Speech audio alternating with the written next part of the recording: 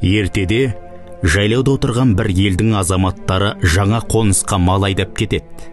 Бас көтерер азамат болмаған ауылға тұтқиылдан жау шапқанда, сол ауылдың бәйбішесі басындағы ақ орамалды шешіп, сойылға байлап, жауға қарсы шығып, оларды тоқтатады.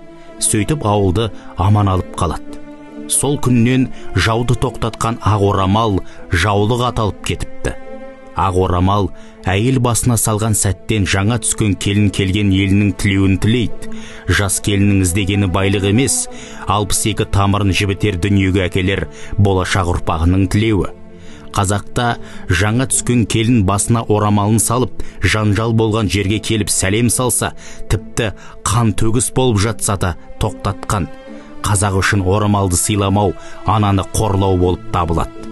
Бірде бөлтірік шешен ел аралап жүріп бір кедейдің үйіне келіп түседі. Торғай қамасы тұрмайтын жыртық киіз үй, төрдегі текемет арасынан шөп өскен, адам отыратын жер жоқ.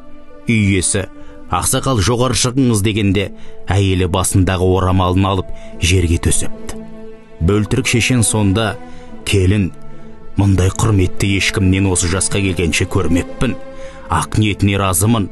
Тәңірім басыңа жетер байлық берсін. Басыңа қайта тартып ал деп, өзі еңкейіп орамалын жерден алып беріпті. Кедей жалғыз ешкісін сойыпты. Бөлтірік шешен сонда: қазанға еттің бәрін сал, ауыл аймақтың бәрін шақыр. Бөлтірік шешен менің үйімде бірнеше күн болам деді деп хабар айт депті. Оны естіген сол ауылдың ауқатты адамдары бірі үйін әкеп тігіп, бірі дүниесін, сойыс малын әкеп бірнеше күн болыпты. Кетерінде шешен: осы әкелген дүниелеріңді, беретін малдарыңды осы жігітке беріңдер деп бата беріпті.